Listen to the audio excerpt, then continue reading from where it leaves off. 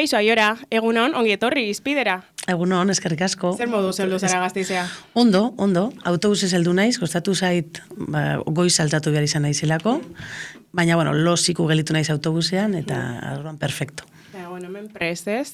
Bai, beti prest, Gasteizera etortzeko beti prest.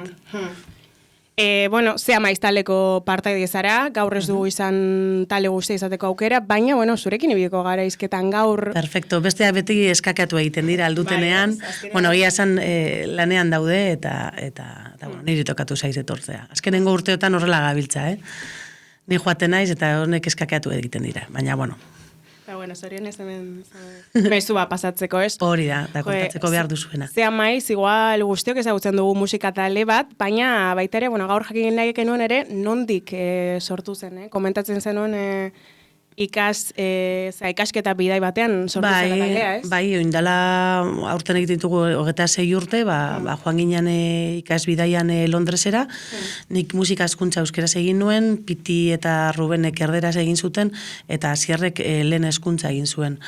Asier da Piti lagunak ziren, Ruben ezagutu zuten unibertsitatean ere, eta gero, justu ikasbidaian kointziditu genuen, han ezagutu genuen elkar, eta hortik bueltan, eurek bazuten lokal bat, eta lokal horretan batu ginen, eta zea maiz sortu genuen. Oindala, 26 urte, ja ez du. Oroimen polita esango duzu, ez? Oso polita. Ia esan hasiera oso txuloa izan zen. Nik betidanik talde bat izan nahi nuen, eta 13 urterekin hasi nintzen gitarra jotzen, eta bestiak egiten, eta ez nuen ikusten nire burua, hori kantautore bat bezala, ez? Nik beti musika taldeak gustoko izan ditut, eta orduan nahi nuen musika talde bat izan, ez? Eta justo unibertsitatean azkenengo kurtzoan, ja desesperatuta nengoan, ez dut inoiz talde bat izango, eta topatu ginen, ez? Eta oso txuloa izan zen, bai. Askotan da, nik abesten duzu gitarra, eta handik tira, ez? Kasu honetan ja, Asier eta Pitik basaukaten talde bat, orduan Asierrek bateria jotzen zuen, Pitik gitarra, eta Ruben ezagutu genuen ere, eta Rubenek bajua jotzen zuen. Orduan oso erreza izan zen, nik kantatu egiten nuen, eta gainera taldea sortu genuenean, nik nire gitarra hartu nuen, ila lantzea laporra, kostatzen, egiten dituen, eta jotzen nuen, baina niretzako zan barrera bat kantatzerako momentuan, eta orduan izan zen, askea naiz azkenean, melodiak askoz ere libreago egiteko, eta bai, gero pentsatzen dut ez nuela abandonatu beharera horretan ez gitarra, baina izan zen olako instintiboa, izan zen gitarra kendu gainetik, eta kantatzen. Bai, hori da. Abestu eta letragi ere zara, ez? Bai, 13 urterekin hasi nintzen ja abestiak idazten, hasiera baten ingelesez egiten nituen, baina izango ziren lehenengoko 6 hilabeteak edolan, gero konturatu nintzen, ez nintzela kapaz egia esan ingelesez azaltzeko sentitzen nuen guzti hori, ez? Orduan segiduan jarri nintzen euskaraz idazten, eta hortik ja jarraitu dut euskaraz idazten. Eta orduan melodiak egiten ditut, eta letrak egiten ditut. Vokalista aparta izateaz gain ikuste, entzun izan duanez, Euskal Herri mailan letragietako, izan zaude, justu peto-petoen artean. Ez da... Hori azkenean da, gauza guzti hauek dira guztuen arabera ere. Kantatzeko modua ere, norbaiteri gustatu alzaio beste bateri ez, baina ondo egiten dut. Gero ja da gustuen gauza bat. Idaztearen naia da, ere, gustuen gauza bat. Ni behintzat espresatu egiten naiz. Eta nire gauzak ateratzen ditut barrutik. Orduan ja bakoitzak hartu aldu nahi duena, eta gustatu alzaio edo ez. Orduan ez dakit ona edo txarra den, baina niretzako balio dit. Eta uste dut beste jende batzuentzarako ere baliogarria dela eta ondo hartzen dutela, ez? Baina ja hori ondo idaztea eta ez me parece ya un poco palabras mayores esatea. Nik, abestiak egiten ditut eta abestiak idazten ditut, ez? Eta bai naizela kapasa nik sentitzen dudana azaltzeko, eta uste dut beste jende askok ere hartu egiten dituela eta gozatu egiten dituela hitz horiek, ez? Eta horrekin gelditzen naiz. Beste modu batean esan da hori transmititzeko kapaza, eta baita ere badauka bere, ez da, poesia eta musikalidade hori. Hori uste dut, baietz badauka dela, ateratzen zaidala hori azkenean esperientziakin suposatzen dut horrela ateratzen dela, ez? Eta, baina ez dut egunero idazten, osea, nik idazten dudana da abestietarako, melodia bat daukagunean, melodia horrentzako idazten dut, ez daukate zer aurretik, beste jende asko egiten duena da, baditu letra piloa edo gauza piloa, eta gero horrek abesti bihurtzen ditu, nik alrebez, nik melodia bat sortzen dut, eta melodia horretatik ataratzen dut letra bat. Desberdina da, bakotxak bere sistema dauka. Gaur zuen azkenengo lanaren inguran arituko gara, Adore Kemena Kuraia izenekoa, ez? Duela gutxi kanporatu zenuten. Bai, atara gendun 2022 urteko azaroan azkenengo astean edo hortik, eta bai, da justo disko berezi bat, 5 ekoizle ezberdinekin lan egin dugu, 4 estudio ezberdinetan, eta diskoa berez 2021 garren urterako geneukan prentsatuta ateratzea, 8 abestirekin, baina bueno, gauza arazo pertsonal batzuengatik aldatu behar izan genuen, eta azkenean, bueno, 2022 garren urtean atara genuen, beste 2 abesti gehiagorekin, ez? Bada disko bat, pizkatxu bat, guk esaten diogu dala menu degustazion bat, ze azkenean ditugu koizle ezberdinak, estudio ezberdinak, baina zea maiz osorik, ez? Eta ditu 10 abesti, estilo ezberdinekin, badago balada antzerako bat rozalenekin, baditugu pare bat abesti direnak oso elektronikoak diskoa bukatzeko, eta abesti dantzagarriagoak, beste batzuk, Doktor Desione bertsioa adibidez, sekulako jendea soratuta dago berarekin, gu bai super gustora, eta bueno, diskoak danetarik dauka, ez? Eta da horrelako, hori, etapa ezberdinetan egin dugun disko bat, hasieran guztia datorrelako pandemia garai horretatik, ez? Topatu ginen ezin genuela benetazko kontzertu zikin horrek jendearen aurrean egiten direnak egin, diskoa ezin genuen atera ere kondizio horretan, orduan horregaitik erabaki gendun, 2 abesti sortu, grabatu, eta atera, ez? Eta orduan horregaitik prozesu luzea izan da, ez? Lehenengoko singela Adore uste dut, 2021ko maiatza aldera edo apirira amaieran atera zela, orduan bestiak badituela pare bat urte, ez?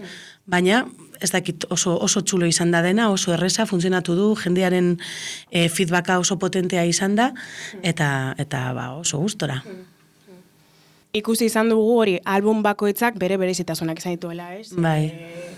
Elementu ezberdinek eragin izan dute, baina azkenengo disko honetan ikusi daiteke, ez dakit nola esan, ez? Liluragarria dela berezitasunarik ere topatu ditzakegu han, bai tekstuengatik, inspirazioengatik eta musikatasunagatik ere. Bai, azkenean, guretzako, uste dut dela disko oso freskoa. Zerbait, azkenean, abestiak sortu ahala, grabatu ditugu. Guk normale, eta jendeak egiten duena normalean da, zu abestiak egiten joaten zara, igual 12 bat abesti dituzunean, edo ez da gizen bat, basartzen zara disko bat grabatzera. Eta orduan abesti batzuk gelditzen dira, grabatzen dituzu, igual urte eta piku beranduago, ez? Orain izan da, abestiak sortu eta momentuan grabatu. Orduan freskotasun hori nik uste dut diskoan igerri egiten dela. Musikaltasun, freskotasun hori, ez? Dagoela, abestiak ez daudela bueltak eta bueltak eman da, ez? Eta uste dut hori ikusi egiten dela. Testuei begira, guk bagenekien ataroko genituela horrela satika. Orduan ari bat izan behar zuen. Zentzua izateko, ez ditugu aterako horrelako singelak zentzu gabe, ez? Orduan erabaki gendun, nola egin ari bat, da pentsatu gendun, izenekin egitea, ez? Adore Kemena Kuraia horrekin. 3 sinonimo antzerako hoiek horrek erabiltzea, ez? Eta gainera garaia ona zen, sekulako pandemiarekin ez dakigula, nora joan aurrera atzera danak galduta burua erdi txarto, hori izan gai bat, ez? Azkenean, benetan indarra hartzea aurrera jarraitzeko, ez? Eta bizitzari aurre egiteko. Eta horregaitik etorri zen, Adore Kemena Kuraia, letrak ere horretan dabiz, barne ezagutza bat aurrera jarraitzeko, eta horrek gauzak horretan ibili gara egia esan. Hori nabaritu daiteke, ez?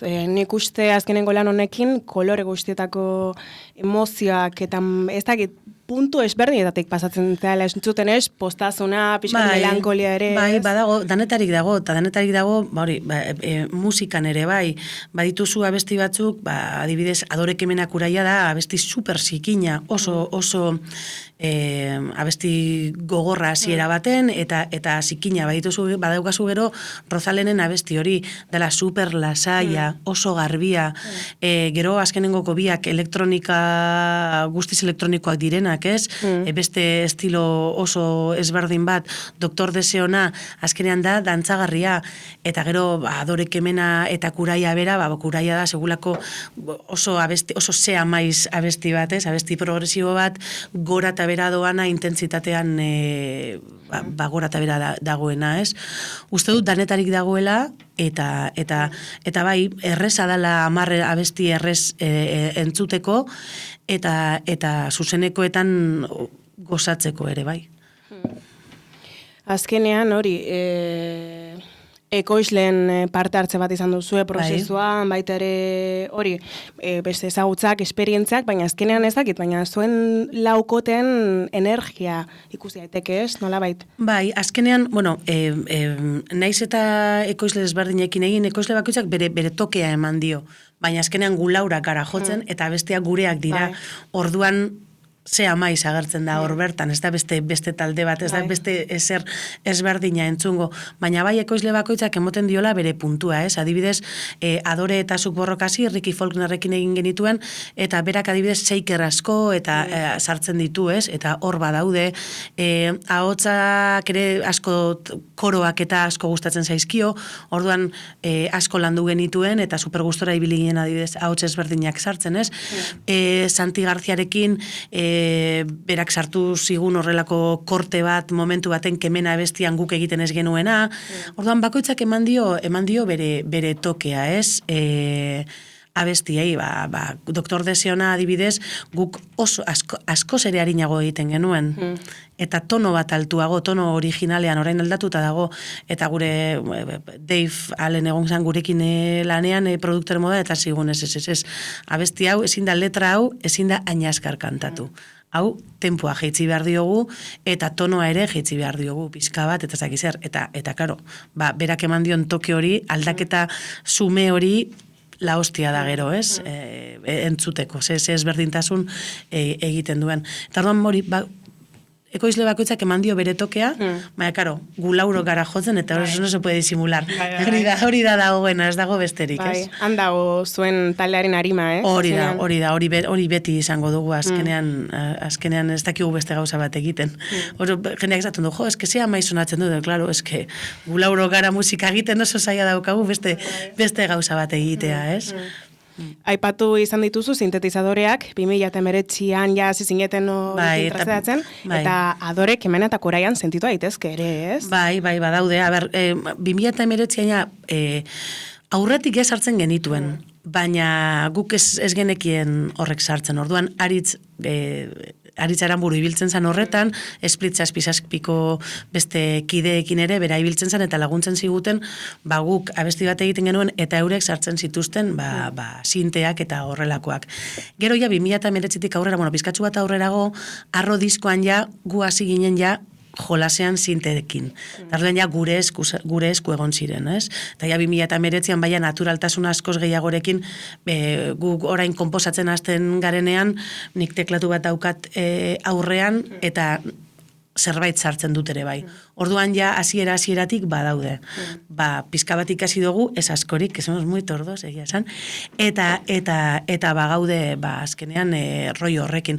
Ja rollo elektroniko batera, adibidez azkenengoko bi abestekin egin duguna, hori Aritz Aranburun lanakin izan da, osea, gu oraindik ez gara kapaz horrelako gauzak egiteko, ez? Emaitza potentea izan da, eta derra baita. Emaitza oso potentea, eta gehien bat, osea, guretzako hoberena izaten ari da jasotzen ari garen feedback hori eta jendeak kontatzen diguna eta nola sentitzen duen, eta zuzenekoetan ikusten ari garina, ez? Azkenean, jendeak abestiak abesten ditu asako kontzertuetan, dantzan, osea, jendea posik dago gure aurrean, eta guretzako da sekulako subidoia, asteburu honetan eki dugu bi kontzertu jarraian eta izan da, como, pero, ¿qué es esto, Super txuloa, orduan, bueltatzen zara etxera, zauz, kantzatuta, baina, daukazu emozio bat barruan dela, la hostia. Eta uste dugu jendea ere posik joan dela. Orduan joaten zara con rollo de satisfacción. Ez dakit, indozu zure lana, eta indozu emoten du egin duzula ondo. Orduan, nina bil hori esaten, ez dakit, baina uste du jendeak gustora joan dela. Eta hori espero dugu ere, azkenean, gelditzen zaizkigun honek aurkezpen kontzertuetan, jendeak hori sentitzea, ez? Azkenean, olako konexio bat publikoarekin, emozioz betetzen zaituena, ez? Eta orduan mugu horretan saiatzen gara. Aldugun arima indarra eta hori justen dugu esenatoki gainean, baina orain hartzen ari garen guzti hau, ez? Lan asko egin dugu azkenengo urteotan, egia esan, lan handia egin dugu, eta hau guztia hartzea, ez? Azkenean ereindakoa hartzea, bari da izaten super emozionantea. Bai. Baita ere azkenean publikoak ere maite du taldea, handao... Azkenean hori sentitu behar duzu. Egia esan, ikusten da, jendeak maite gaituela, eta benetan gaude, emoten du eskelen ere egon naiz beste elkarrizketa bat egiten, eta izan da horrela, ez, como, gaude superposik, Espainia egia da, gaude momentu hon baten, disfrutatzen egindako lan guztiaz, eta benetan, osea, nahi dugu ja, burrengoko kontzertuan sartu, ez? Ze da emozio handiko gauza bat. Diskarekin ibilbide bat egingo dugu, bitartean entzuten jango gara, eta, bueno, zuk borroka hasi, abeistarekin hasiko gara. Bai. Erritmo ertain bat, eta, bueno, irakurri izan duanez, zea maizen txat ez hainoikoa, nola bait? Bueno, egin ditugu, horrelako abestiak ere, ez dakit, dauka toke oso berezi bat, ez dauka, esango nuke daukala rollo enigmatiko bat, teklatuak ematen dion, edo zerbait dago hor, nahiko enigmatikoa, eta ez, guretzako abesti kuriosoa, intimoa ere bai hor kontzertuetan egiteko, eta asko disfrutatu nuena hori, Ricky Fonerrekin ahotsak sartzen, hori gozada bat izan zen, ez? Azkenean koropilloa daude, hortik azpitik, eta horretarako tipua oso ona da, osea, egiten ditu ensegida koroak eta dena errestasun batekin brutala, ez? Tarduan ninengoen loro bat, berak esaten zidan zerbait, eta nik errepikatzen, eta super gustora. Oso intensoa izan zen.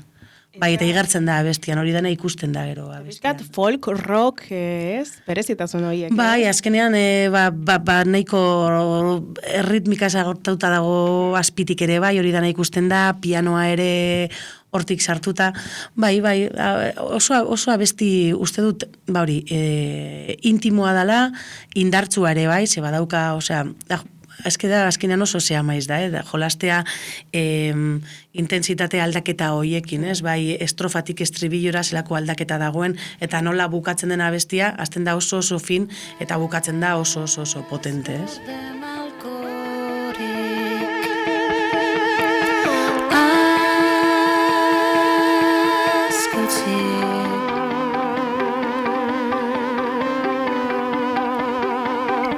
Zuk borrokaz lehenengo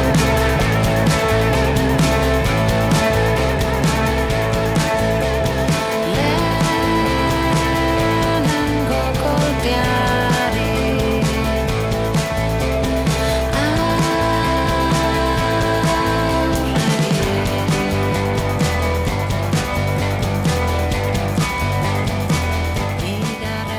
Eta, bueno, orain entzuten ari gara, ez? Zuk borroka hasi abestia, ez? Eta, bueno, testura eta estetika hori, ez? Nabaritu daiteke. Bai, badago hori rollo intimo hori, eta emoten dit hori oso melankolikoa gelitzen da melodia, ez? Uste dut oso polita dela. Bueno, lehen egon naiz lagun batekin hitz egiten, ez, rockaren inguran, eta esaten nion, oie, pixkat, rockerok dira pixkat emuak bezala, ez? Lot melankolia hori eta... Bai, a ber, pasatu ditugu garai asko, baina garai emokore hori ere denok pasatu dugu. Azken baten bihotza badaukagu, ez? Orduan azkenean melankolia hori bera bakarrik etortzen da, ez? Gero, bueno, entzungo dugun beste abesti bat izango da Adore, hori single apurtezina, bai. Eta boteretsua, eta nik esango nuke hita kristona dela baita, ez? Bai, abesti potentea hola single moduan, eta, bueno, Ricky Flonorekin ere egindakoa, eta uste dut, oso azkenean letra eta melodia oso batera doaz, ez? Azkenean zer kontatzen dan, hori bilaketa hori, barneko bilaketa hori aurrera jarraitzeko, uste dut oso txulo gelitu dela bai. Milaka argi urtera nire adorera agian zilarrezkoa naiz nire mundu krisira oitu naiz agian gogorra naiz. Bestetik daukagu Kemena abestia, hori ez dakite lehun bezain indartxu bezala definituko genuke abestia. Bai, dauka puntu oso potente bat, niretzako izan zen zitzaidan letra ateratzen, adibidez abesti honetarako, eta egia esan gero momentu baten atera zen, ez? Bueltatu nintzen nire herrira, uretara sartu nintzen, eta uretatik atara, eta azkenean atera zen, ez? Kontatu nahi nuena momentu horretan. Eta egiten zait super berezia, ez? Izan zen, buelta bat, benetan oso posik bizi izan nahi zen momentu batzuetara, eta izan zen ara bueltatu fizikoki, eta asaltzen ezitzaidan gero kostatu, azkenean oso askaratara zen letra, horren bilaketa horren guztian, ez? Eta horregatik uste dut dela, niretzako oso abesti berezia da hau, gero ere, txarto egona izenean asko erabili dudan abestia izan da, askotan jarri dut, ez? Azkenean, behar izan hori izan dudalako, ez? Eta oso abesti potentea da, ze badauka hori gozotasun hori hasteko, baina gero abesti martxoso bat da, ez? Eta mugitzekoa, baina mantentzen du gozotasun hori abesti guztian zehar, ez? Nik igual nabaritu edo, ez dakit, berez iruditu zaidan gauza bat zea maizen, ez dakit, bueno, alde batetik zure hautsa, iruditzen zait kriston potentea, kriston indartsua, eta adibidez, Kemena bestian bezala dirudi zaudela emozio guzti horiek oiukatzen, ez? Osta, bai, azkenean da, guretzako terapia bat da. Bai. Eta azkenean da kontatzea sentitzen dituzun gauza guztiak kantatzen duzun bakoitzean. Baten grabatzen duzu, baina gero kontzertuetan bota egiten duzu. Orduan sekulako terapia bat da, aukera hau izatea, eszenatoki bat izatea, barruan daukasun gauza guztia joaten zara botatzen, os vamos dejando el marrón por ahí, pim pam, eta hortik ateratzen dugu, ez?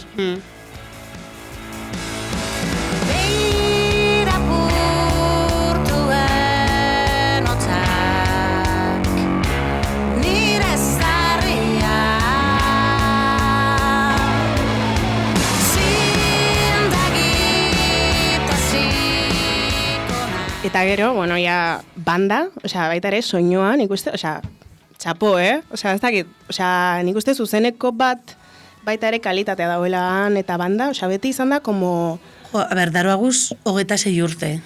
Ez badugu orain ondo egiten, me cago en la leche, izango zen ja de vergüenza, ez? Uste dut ja, 26 urteren ostean, aukera izan dugu asko jotzeko ere, bai. Eta gainera gugara talde bat, ensaiatu behar duguna. Ez, ja, kontzertuen barruan bagaude, ez dugu hainbeste ensaiatzen. Baina, denbora asko bagaude gure artean ikusi gabe, behar dugu ensaio bat. Igual ez dugu jotzen, baina hitz egiten duzu bestean bizitzaz nola doan, zer egin duen, zer ez duen, egin zer gertatu den zer ez, behar izan hori daukagu, ez? Orduan, hainbeste urte, da gero nahiko ordu sartu ditugu, ba, hori igerri behar da, esenatoki baten, azken tabla horiek igerri behar dira. Orain ja 26 urteren ostean, ba, abestiak egiterako momentuan ere, ba, uste dut, asko zerrezago heltzen garela nahi dugun puntura. Lehen ibiltzen ginen, como, bilatzen eta bilatzen eta bilatzen, ez dugu hainbeste bilaketa behar orain, ez? Baina esperientzian gauza bat, eta egin behar dana da, jo, eta jo, ez dago beste erarik, ensaiatu eta ensaiatu. Azkenean horrek batzen zaituzte, ez? Ba, eta horrek egiten zaitu talde. Bai. Osea, eta ba, kontzertuak egitea, jendean aurrean albada gehienak, ensaioak oso ondo daude, baina aukera badago jendearen aurrean jotzea, esperientzia askoz ere intensoagoa da, eta hori lortu behar da azkenean, ikasteko eta gauzak aldosun ondoen egiteko, ez? Gero estetik dago Corazón de Tango, ez, egin duzen bertsio hori, Bai. Nola izan da, nola erabaki zenuten hori, egingo dugu honen bertso bat? Ez abitu, justo Galder duteko eta Berritzarrekeko bateri joleak egin zuen horrelako programa bat bidegurutzean deitzen zena. Eta batu gintuen, Sea Maiz talde base moduan, Francis eta Kainakairekin. Orduan guk egin behar genuen Doktor Deseon bertsio bat eta Kainakairen bertsio bat. Eta horrek egin genituen, eta Doktor Deseoko abestiakin supergustora gelitu ginen.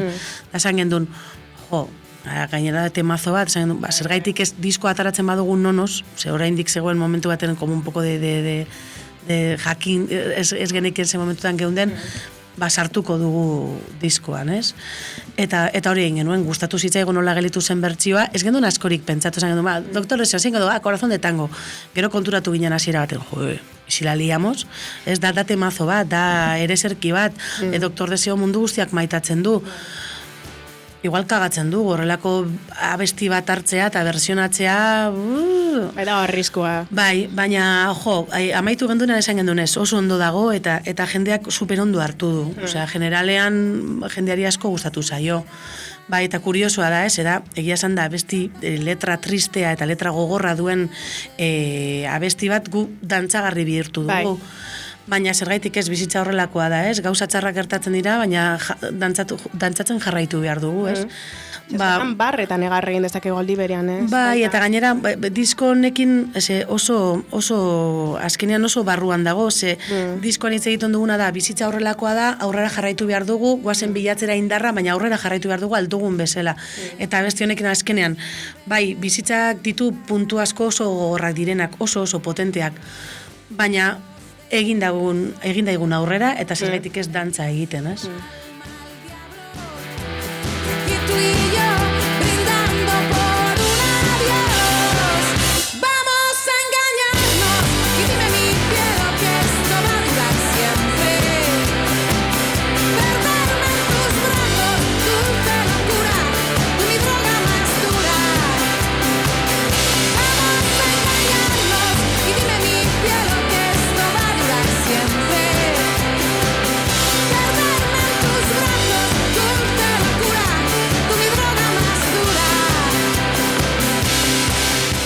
Diskarekin aurrea jarraituko dugu, bestetik daukagu Adore Kemena Kuraia. Abestea, ez? Bai. Eta ze gehiago, kantarik zikinena eta rockeroa dela, esango nuke. Bai, hori Paco Lokorekin grabatu genuen, Puerto de Santa Marian, eta kuriosona da, justo berarekin grabatu ditugu Rosalenen abestia dela, balada bat super garbia, eta gero abestirik zikinena. Osa, nahi dut esan azkenean da, soinua aldetik ere da askoz ere zikinagoa, abesti rockeroa da, potentea, eta justo pertsona berdinekin egin genituen bi muturrak, ez? Eta bueno, uste dut dela abesti oso potente bat, eta hori, azkenean beste gauza bat ematen diona, beste toke bat ematen diona diskoari, ez? Azkenean multxo horrekin, hori, freskotasun eta berizitasun hori ematen dio. Bai, azkenean potentzia bat ematen du, eta gainera, aprobetsatu genuen, hau da, aurreko 2022ko udan sartu genituen abestietariko bat, eta aprobetsatu gendun, Adore Kemenak urai ari hori batzeko abesti baten, ez? Eta orduan hartu zuen, indar guztia hartu zuen Adore Kemenak uraia abestiak potentzia hartu zuen guzti honekin, ez? Joateko aurrera joatearen rollo horrekin, batu egiten du, ez? Laburpen bat moduan da, ez? Adore Kemenak uraia egindako lan guztiaren laburpen antzerako bat. Bere potentziakin, bere zikintasunakin eta bere indarrarekin. Horrela da, ez? Eta, bueno, aipatu duzu, Rosalenekin egin duzuela Ez naiz ni abestea, eta sinteak, gitarrak, ez dakizar nabaritu daitezke, Bai, bueno, justo da, abestirik lasaiana esango nukenik, garbiena, bai badago hor teklatu bat, badauka zerbait, baina oso garbia da, ez da, gitarra, bateria, oso suabea, bajoare bai, eta ahotsak gehien bat, ez? Hori abestia Rozalenekin batera egin genuen ere, Galderrek liatu gintuen ere horretarako, sartu gintuen etxe baten, eta egun bat izan genuen abestia sortzeko, eta oso txulo gelitu zen, eta esan genion Rozalen ere, aukera dago, hau berriro grabatu eta diskoan agertzeko, baietza eman zigun, eta egin genuen. Ze polita, ez? Oso polita, bai. Gainera, tipa oso maja da, berarekin egiten duzun edo zer gauza gozada bat da, disfrutatzekoa da. Oso langilea da, gure kultura maite du ere bai, eta errespetu hori ikusi egiten zaio, ez?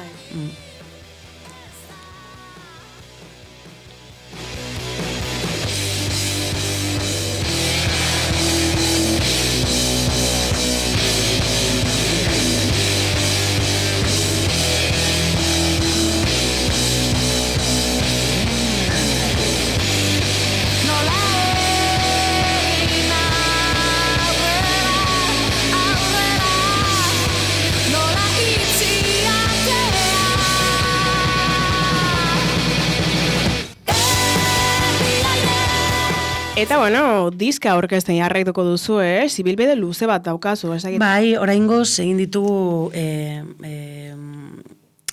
areto ezberdinak, justo maiatzaren 13an hemen egongo gara Gasteizen Jimmy Jassen, azkenean disko hau aurkezten dugu, baina karo, pilo bat urte daroaguz, orduan abesti piloa ere egongo dira, kontzertu luzea izango da, aukera dago, dantzarako, salto egiteko, negare egiteko, eta barre egiteko uste dut dela, kontzertu oso kompleto bat, eta disfrutatzeko gehien bat, ez?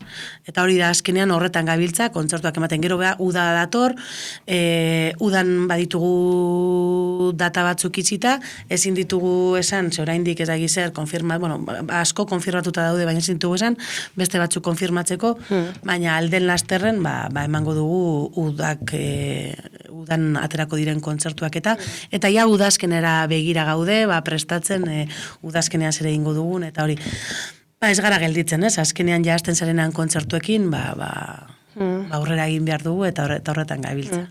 Eta Jimmy Jazzerako sarrerak non erosi daitezke edo?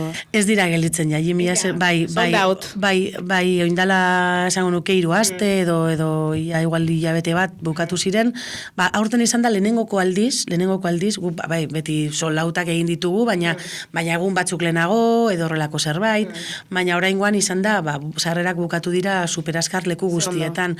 Bai, horregaitik, hori azkenean emoten dizu, lasaitasun bat, badakizu ambientea egongo dela, jendeak aurretik erosi du zure sarrera, orduan hori da, nahi zaituela ikusi bai edo bai, ez? Eta orduan horrek lortzen duena da, azkenean dagoela sekulako ambientazo bat kontzertuan, ez? Gainera Jimmy Jassen... Horretara gatoz, a darlo todo eta disfrutatzera, da benetan, gu disfrutatzen gaude, uste dut jendeak ere ondo pasatzen duela, eta hori da espero duguna, zuek ere ondo pasatzea eta disfrutatzea kontzertuaz, eta horret bilatzen gaude, urrengoko gunean norbait gogoratzen dan desaten duen, txokoa la hostia izan zen, hori izango zen perfecto. Segu horrela gabiltza, pasatzen diagun batzu, uste guneko kontzertua ze ondo, ze gustora, espero dugu jendeak ere horrela bizitzea eta rollo horrekin joatea etxera, ez? Bai. Mila eskera jora, ez dakit honekin amaitzeko zerbait epatu nahi duzun? Ez, ja uste dut ja dana ipatu dugula, kontzertuak, diskoa, gure sorrera, uste dut dana ikutu duzula perfecto, así que... izteko era txuloa iruditzen jata, ja dona kontauta dagoenean. Mila esker, alabe dira Urbeltzagatik, eta ez dakit, ondo pasatu Gasteizko kontzertuan. Ba, fijo ondo pasatuko dugula, ia ikusten garen, eta zuek ere disfrutatzen dozuen. Musu erraldoia. Zuri, eskerrik asko, Aiora. Bai, agur.